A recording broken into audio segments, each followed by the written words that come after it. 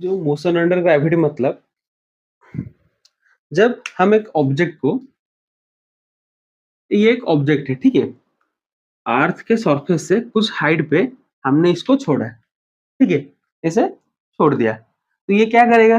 हम मान लेते हैं मार्कर एक ऑब्जेक्ट है, इसको इस हाइट से मैंने छोड़ा, तो ये क्या करेगा? नीचे की तरफ जाएगा। किस वजह से?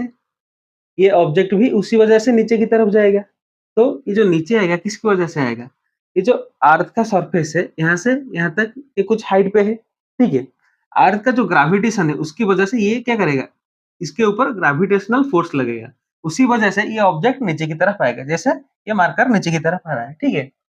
तो ये जब नीचे की तरफ आएगा तब इसके ऊपर एक एक्सेलरेशन लगेगा, ठीक है। ये ऑब्जेक्ट जब नीचे की तरफ आएगा इसके ऊपर एक एक्सेलरेशन लगेगा जिसको हम क्या बोलेंगे? जी। जी को हम क्या बोलते हैं? एक्सेलरेशन ड्यू टू ग्रेविटी, ठीक है। तो जब हम किसी भी ऑब्जेक्ट को अर्थ के सरफेस से कुछ हाइट पे छोड़ते हैं तो नीचे की तरफ आता है ग्रेविटी की वजह से। तो ग्रेविटी की इन्फ्लुएंस में जब वो नीचे आता है तब हर ऑब्जेक्ट सेम एक्सेलरेशन से जाते हैं जिसको हम क्या बोलते हैं? एक्सेलरेशन ड्यू टू ग्रेविटी, ठीक है। अनलेस उसके ऊपर कोई और फोर्स हो, ठीक है, यहाँ पे इसके ऊपर और कोई फोर्स नहीं है, सिर्फ ग्रेविटेशनल फोर्स ही है, उसकी वजह से ये नीचे आ रहा है, ठीक है। तो मोशन अंडर ग्रेविटी के केसेस क्या है? जब हम एक हाइट है, ये एक टावर है, नीचे ये सरफेस से एक हाइट पे ये एक टावर है, ठीक है, वहां से हमने एक ऑब्जेक्ट को नीचे ड्रॉप किया, ठीक है, ये एक केस हो सकता है।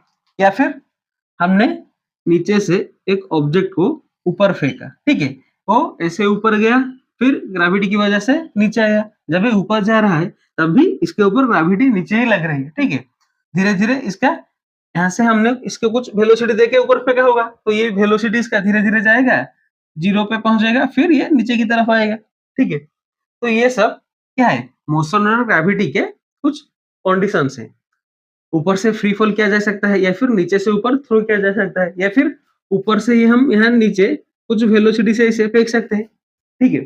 तो मोशन अंडर ग्रेविटी के केसेस में इक्वेशंस ऑफ मोशन क्या हो जाएंगे?